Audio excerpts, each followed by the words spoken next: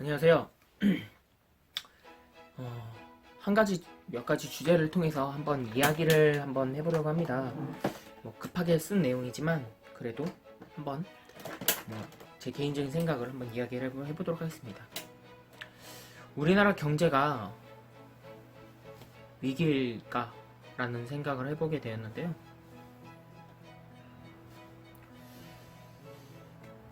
그러니까 전반적으로 산업은 안 좋은 건 맞아요. 근데 실제로 경제 위기라고 얘기하기에는 조금 아니라고 저는 생각을 합니다. 산업이 변화하고 있다고 보면 되거든요. 실제로 이전에는 마트나 아니면 무슨 모임, 공연 이런 부분이 많이 발달되어 있다면 지금 현재 상황에서는 이제 IT라는 이런 인터넷 인프라가 잘 되어 있기 때문에 비대면 그리고 극장을 굳이 안 가더라도 뭐 넷플릭스 아니면 웨이브, 티빙 같은 걸로 볼 수 있게끔 대체가 되어 있고요. 그리고 심지어 뭐 출근도 원격 뭐 이런 것도 가능하게끔 산업이 조금씩 바뀌고 있죠. 그러니까 기존 산업에서 다른 산업으로 변화하고 있는 상황인 것 같아요. 그게 실제로 경제 위기 때문에 닥친 상황이 아니라 이미 이거를 즐긴 사람들이 이제 그거에 대해서 산업을 몰랐던 사람들이 이제 그거에 대해서 이제 접하게 된 상황인 거죠.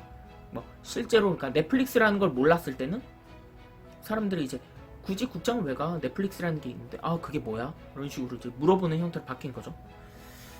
그러면서 그거에 대해서 자연스럽게 이용하게 되고 그 비용이 부담이 되면 그거를 이제 비용을 나누는 그런 식으로 이제 쉐어링하는 시대도 왔었고요.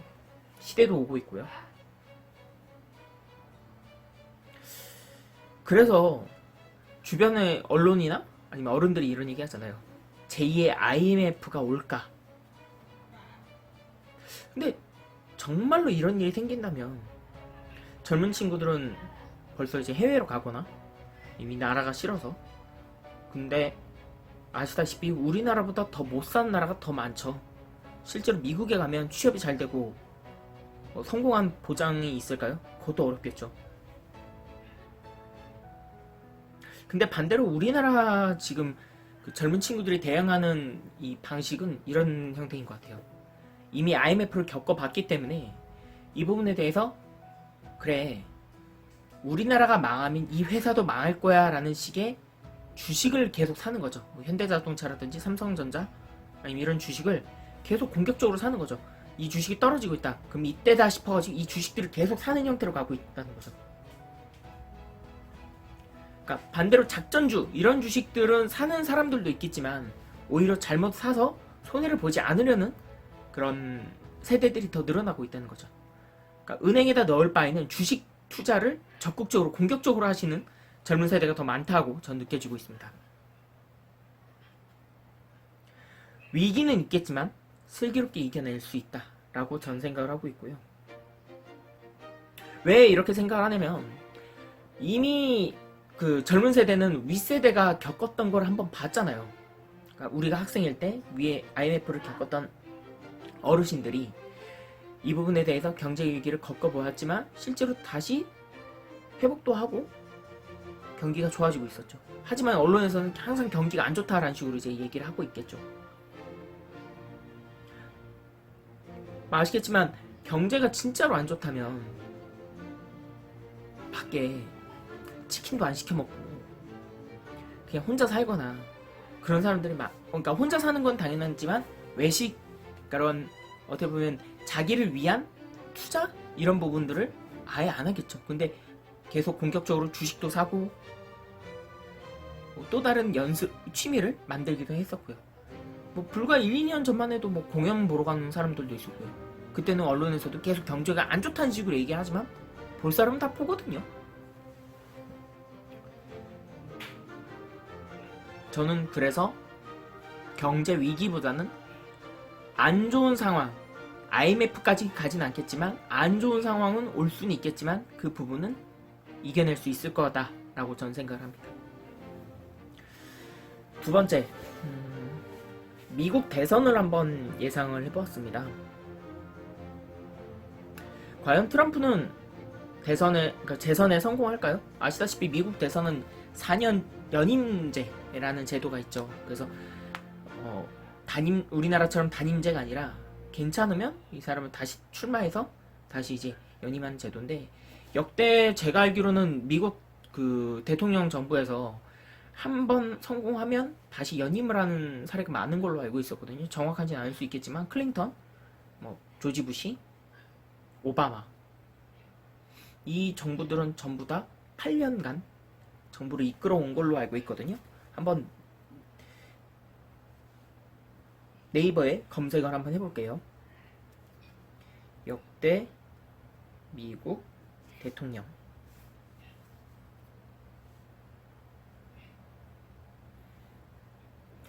자,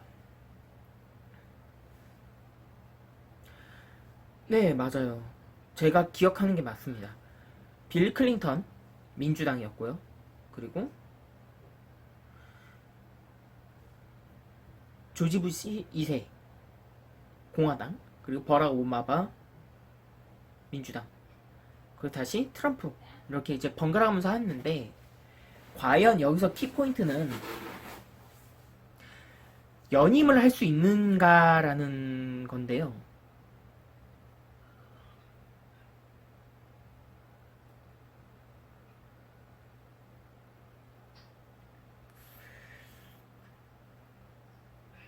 연임이 조금 저는 어렵다라고 저는 생각을 해요. 왜 그렇게 생각을 하게 되냐면, 미국 경제가 이전 정부, 그러니까 이런 성향이라고 해야 되겠죠? 이전 정부는 보통 이제 협상 아니면 그 부분에 대해서 조율, 이런 식의 정부가 이제 민주당 쪽에서 했었던 거라면, 거기에 이제 그 미국의 오바마 케어라는 의료보험 제도도 신설됐었는데, 이 다음 정부에서는 오바마 케어라는 제도도 좀 바꿨고, 그리고 여기 유럽에서 맞은 뺨을 아시아 쪽으로 이제 화풀이하는 경우도 있었죠. 뭐 대표적으로 이제 우리나라에 와서 세탁기에 대한 관세에 대한 불만을 표출한 적도 있었고요. 뭐 자동차 관세도 얘기했었고요. 다행인 것은 그것에 대해서 얘기하려고 할 때 우리나라 기업들이 미국에다 공장을 짓는 이런 식으로 이제 그런 제안을 하니까 그런 부분에 대해서 조금씩은 완화한 부분으로 알고 있는데, 반대로 지금 다른 위기가 뭐냐면 미국 그 방위비에 대한 부분인데, 그 바이든 같은 경우에는 뭐 선거철이라서 그런 걸 수도 있겠지만 자기가 당선이 되면 그 부분에 대해서 조율을 할 수 있다라고 얘기를 했었고, 트럼프는 아직도 그런 부분에 대해서 고집을 굽히지 않은 걸로 알고 있거든요. 거기에다가 실제로 트럼프 행정부 도입으로 인해서 경기가 좋아졌다라고 보기에는 좀 애매한 부분이 있겠죠. 제가 봐도 뭐 경제가 좋아졌다라고 저는 생각을 안 하고 있기 때문이죠. 뭐 그러니까 경제가 좋아졌다라고 보기에는 좀 어려운 부분이 많이 있어요. 그래서 미국과의 그런 관계도 관계지만 우리나라 입장에서는 그렇잖아요. 국방력을 생각했을 때는 미국이랑 손을 잡아야 되고, 경제 쪽에 대한 수출을 생각하면 중국이랑 손을 잡아야 되고, 반대로 미국이랑 중국이랑 또 사이도 안 좋아요. 무역전쟁 때문에. 그 와중에 우리나라는 어디에다 지금 손을 잡아야 될지 약간 갈팡질팡하고 있죠. 경제가 그 부분에 대해서도 뭐 대표적인 기업의 페이스북, 아마존, 마이크로소프트, 테슬라, 이런 기업 외에는 뭐 미국을 대표하는 기업 딱 생각나는 기업 있나요? 없다고 생각하실 거예요. 근데 지금 미국 내 분위기 보면 심상치 않게 트럼프에 대한 여론 분위기는 안 좋다고 생각하거든요. 뭐 트럼프가 기자회견 할 때 그냥 해당 언론사를 너네는 가짜 뉴스야, 너네는 믿을 수 없어, 이런 식으로 약간 지목을 하는 부분도 있기 때문에 해당 언론 쪽에서도 트럼프에 대한 기사를 좋게 안 쓰려고 해요. 실제로 미국 언론사들은 보수 진보에 대해서 확실하게 얘기를 해요. 거기에 뭐 중립적인 보도를 한 게 아니라 우리는 공화당을 밀어줄 거야. 그럼 공화당 쪽에 좋은 기사를 써주고 우리는 민주당 쪽을 지지해. 그럼 민주당에 대한 좋은 기사를 써주는 것도 가능해요. 근데 지금 분위기를 보면 좀 안 좋게 얘기를 계속 하고 있는 것 같아요. 약간 부정적인 이런 얘기가 많은 것 같고 뭐 우리나라의 뭐 예를 들어서 정부 무슨 인사 제도에 대해서 막 말이 많잖아요. 뭐 예를 들어서 이거 했던 사람들이 이거 하고 저거 했던 사람들이 저거 하고 이런 식으로 막 얘기 있는데 트럼프 보시면 어우 가관이잖아요. 자기 뭐 사위, 아내, 뭐 며느리, 뭐 딸 이런 애들이 뭐 백악관에서 행정을 다 하고 있잖아요. 뭐 자기네 말로 능력이 있으니까 이제 중용을 한 거라고 봤는데 만약 우리나라였으면 난리가 났겠죠. 지금 그런 부분도 문제가 있겠다라고 생각을 하겠지만 그분은 또 뭐 트럼프가 난 능력 있는 사람 쓴 거다. 자기 가족이니까. 과연 그게 잘하고 있는 건지에 대해서 약간 물음표를 던지게 하고 있고요. 심지어 테슬라 그 주주 발표, 주주총회라고 하죠. 되게 좋은 기술들을 많이 내놨잖아요. 우리 뭐 배터리 뭐 계속 협력할 거다. 뭐 3천만 원짜리 전기차도 나올 거다. 막 얘기하는데 테슬라 주가는 반대로 떨어졌죠. 그 의미는 뭐냐면 현 정부에 대한 경제 정책을 우리는 믿을 수 없다. 우리는 트럼프 경제 체제를 인정할 수 없다라는 식으로 이제 반박을 하는 것 같거든요. 시민들이.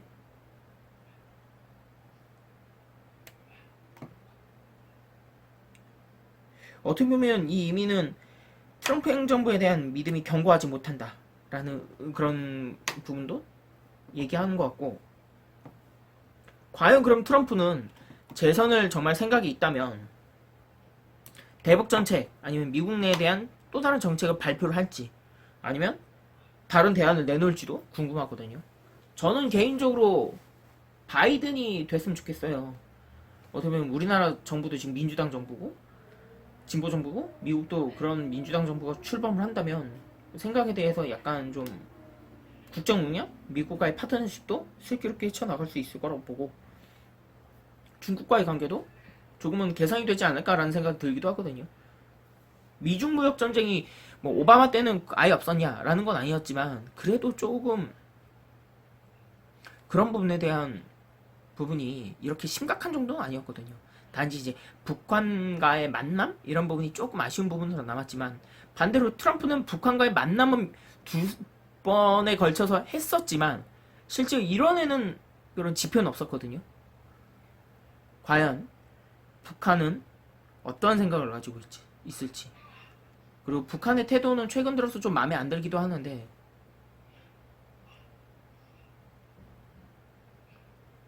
정말 북한은 어떤 속내를 갖고 있는지 저도 그게 궁금하네요. 매번 경제 제재를 해제 요청을 하지만 실제로 보여주는 태도는 반대 행동을 계속 하고 있죠. 연락사무소 폭파랑 최근에 이제 피격 사건도 있었고요.